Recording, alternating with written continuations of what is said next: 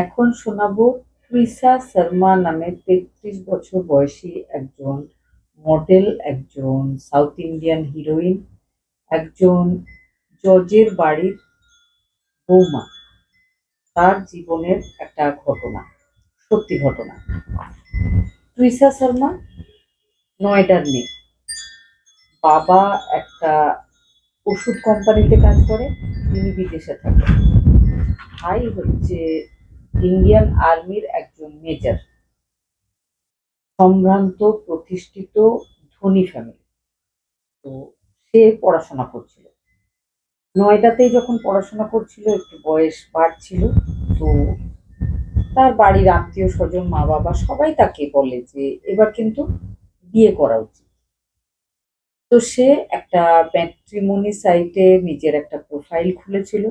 তারপরে নানা রকম ছেলেদেরকে সে দেখছিল, তাদেরকে দেখছিল যে কোথায় কথা বলা উচিত বা কোথায় এগোনো উচিত।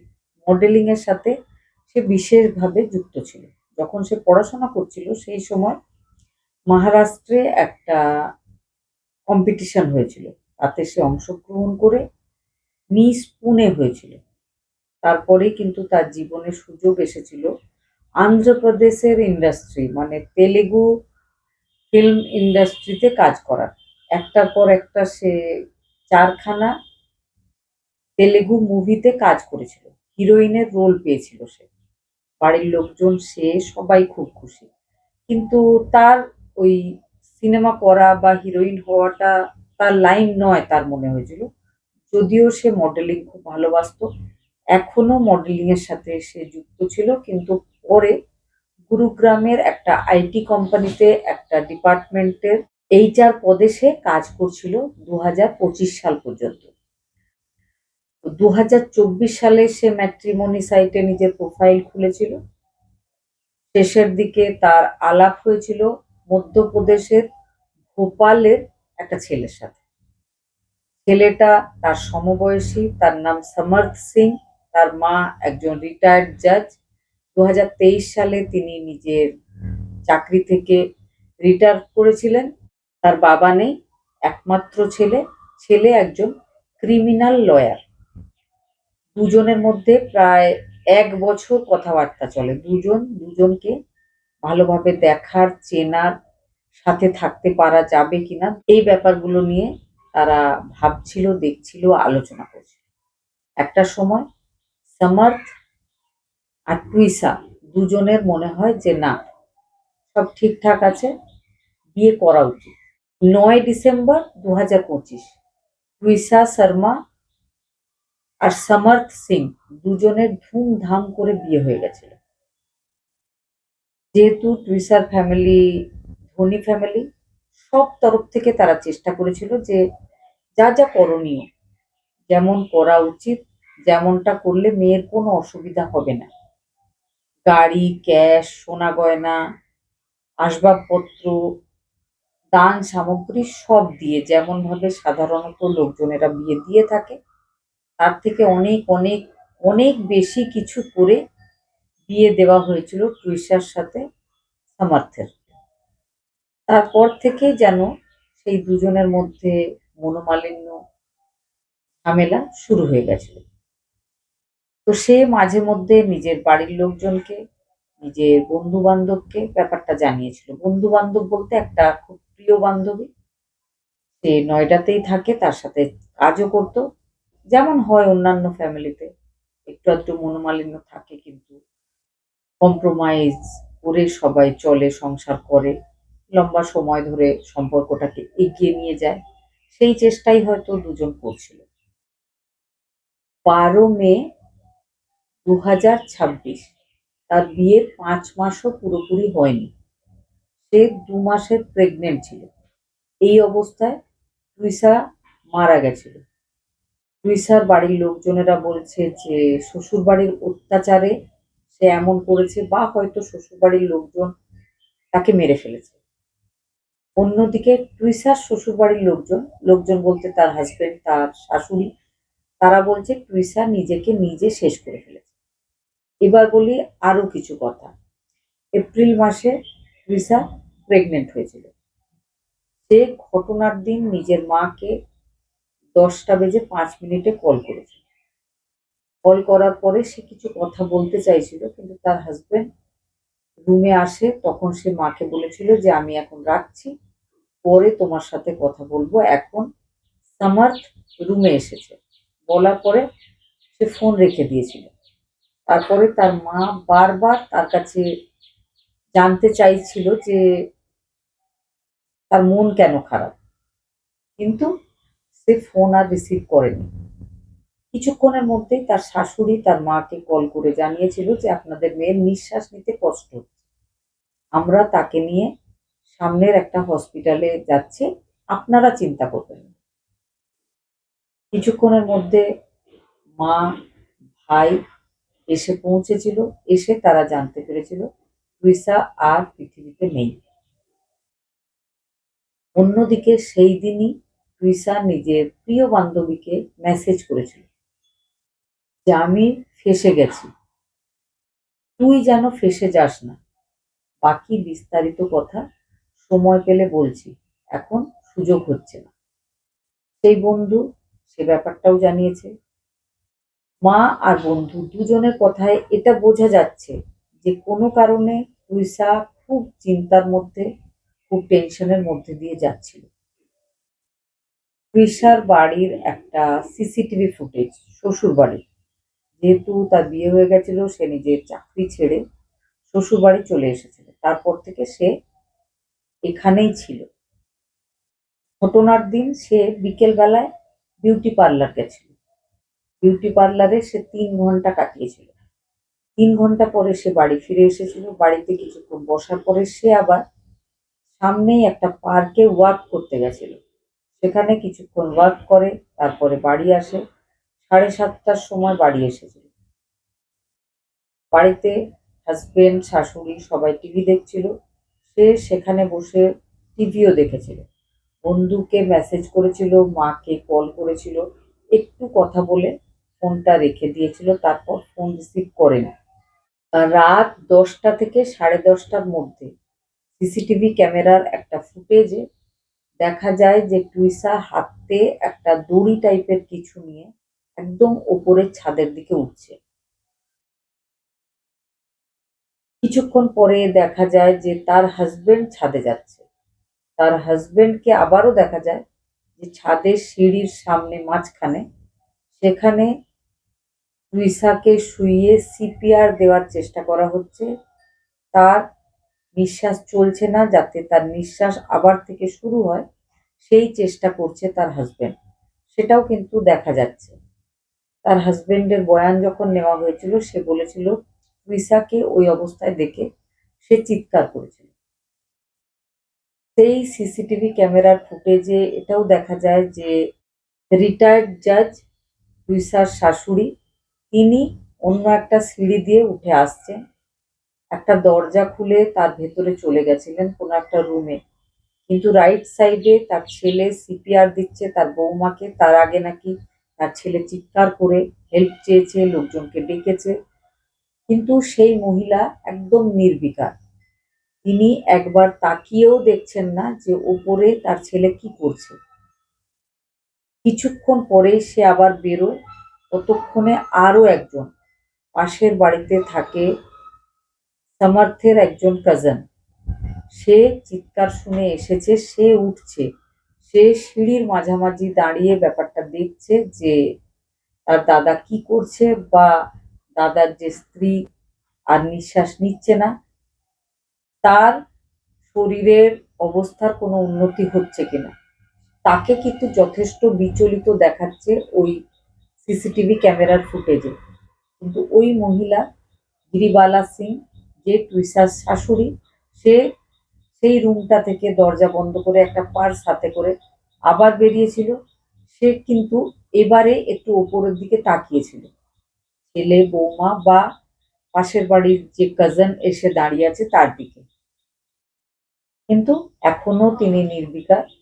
তিনি এক ঝলক সেদিকে তাকিয়ে সিঁড়ি দিয়ে নেমে চলে গেছেন। একটা বাড়িতে এইরকম একটা সিচুয়েশন, কেউ নিঃশ্বাস নিচ্ছে না, হয়তো নিজেকে শেষ করে ফেলেছে, সেই সময় একজন রিটায়ার্ড জাজ কিভাবে এতটা নির্বিকার থাকতে পারে, সেটা কিন্তু সত্যি একটা অদ্ভুত অবাক করা বিষয়। মানুষ এরকম হতে পারে কিভাবে? পরবর্তীকালে সিসিটিভি ফুটেজে তাদের কিছু প্রতিবেশীকেও আসতে দেখা গেছিল। টুইসাকে নিয়ে হসপিটাল যাওয়া হয়। হসপিটালে গেলে ডাক্তার বলেছিল টুইসা আর বেঁচে নেই। পোস্টমর্টম হয়, পোস্টমর্টমের রিপোর্ট আসে। ততক্ষণে কিন্তু টুইসার বাড়ির লোকজন এসে পৌঁছেছে। তারাও ওয়েট করছে হসপিটালে। পোস্টমর্টম রিপোর্ট যেটা আসে সেটাতে দেখা গেছিল যে টুইসার গলায় ফাঁস লাগিয়ে টুইসা নিজেকে শেষ করেছে। টুইসার যে বডি যেখানে পড়েছিল, ছাদের একটা গ্রিলের সাথে এক্সারসাইজ করার যে ইলাস্টিক বা রবারের বেল্ট হয়, সেই বেল্ট দিয়ে সে নিজেকে শেষ করেছিল। সেই বেল্টটা তার হাজবেন্ড খুলে নিচে ফেলে রেখে তাকে সিপিআর দেওয়ার চেষ্টা করছিল। পরবর্তীকালে যখন পুলিশ এসেছিল, পুলিশের সব থেকে বড় গাফিলতি যেটা ছিল, একজন জজের বাড়ি বলেই হয়তো ইচ্ছা করে এই গাফিলতিটা করা হয়েছিল বলে অন্যান্য লোকের মনে হচ্ছে। সেটা হচ্ছে টুইসাকে যখন নামানো হয়েছিল, পাশেই পড়েছিল সেই বেল্টটা। বেসিক যে ইনভেস্টিগেশন, প্রথমেই যখন ইনভেস্টিগেশন হয়, পুলিশের কর্তব্য বা পুলিশের একটা রুল, যে জিনিসটা দিয়ে সুসাইড করা হয়েছে, মূল এভিডেন্স হিসাবে সেই জিনিসটাকে সংরক্ষিত করে পুলিশ, যত্ন করে রেখে দেওয়া হয়, ইনভেস্টিগেশনের কাজে লাগে সেই জিনিসটা। কিন্তু এই ক্ষেত্রে যে রাবার বেল্ট বা ইলাস্টিক বেল্ট দিয়ে টুইসা নিজেকে শেষ করেছিল বলে তার শ্বশুরবাড়ির লোকজন জানিয়েছে, সেই বেল্টটা পুলিশ কিন্তু তদন্তের জন্য ব্যবহারই করেনি। সেটা বের করা হয়নি, দেখানোই হয়নি। পুলিশকে যখন কোর্ট জিজ্ঞেস করে যে সেই জিনিসটা কোথায়, তখন পুলিশ বলে যে সে কালেক্ট করেছিল কিন্তু দিতে ভুলে গেছে। যখন তদন্ত হচ্ছিল তখন পুলিশের মনে ছিল না যে ওটা নিয়েও তদন্ত হওয়া উচিত। টুইসার মা, টুইসার আত্মীয়রা চলে গেছিল পুলিশ স্টেশনে। এফআইআর করার চেষ্টা করছিল গিরিবালা সিং আর তার ছেলে সমর্থ সিং এর ওপরে। কিন্তু যেহেতু প্রভাবশালী ফ্যামিলি, সেখান থেকে তাদের এফআইআর নেওয়া হয়নি।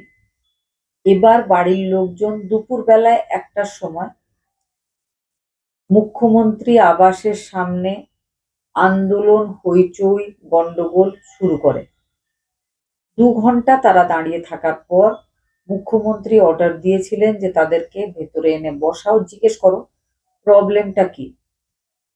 তারা নিজেদের সমস্ত প্রবলেম জানায়।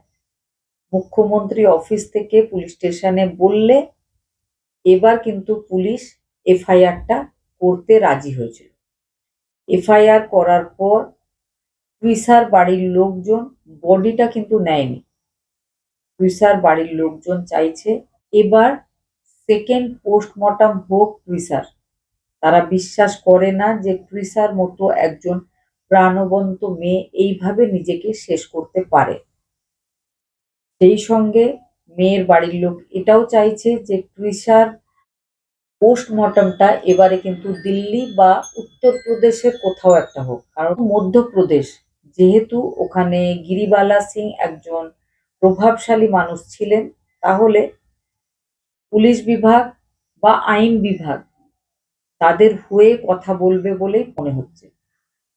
সেই জন্য তারা ভোপালের এইমস থেকে বডিটা নিতে রাজি হয়নি।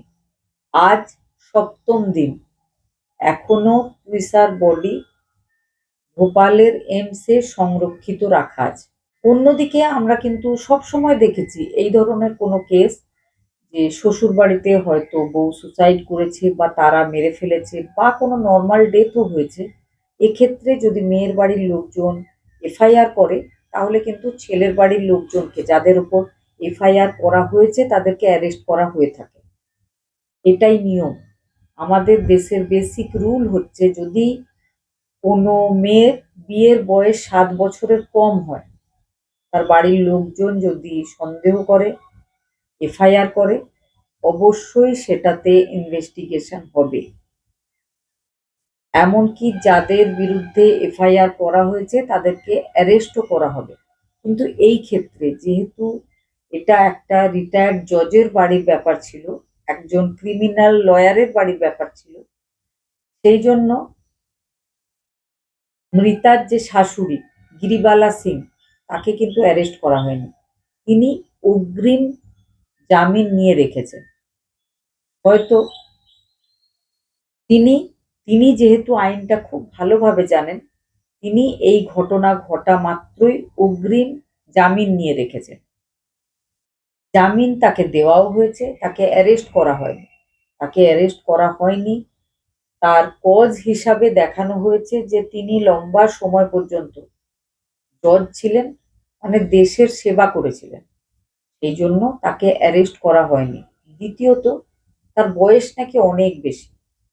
2023-এ তার রিটায়ারমেন্ট হয়েছে।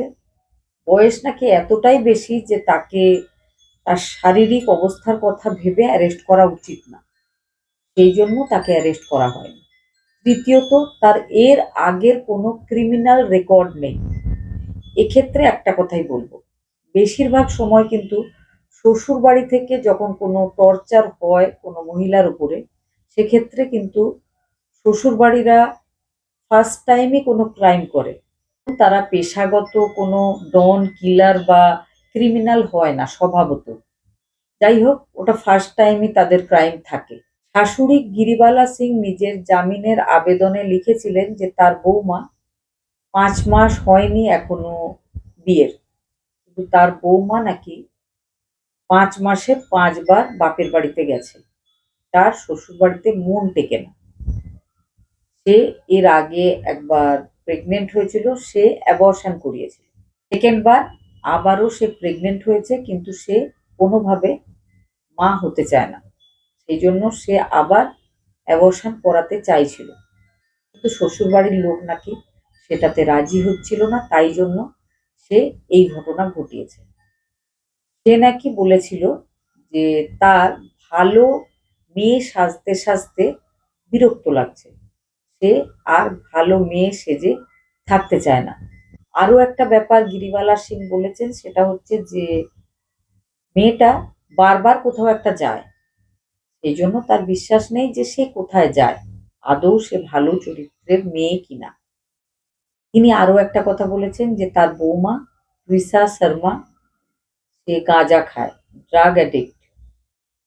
সে সময় মতো যদি নেশা করতে না পারে সে নাকি কাঁপতে থাকে।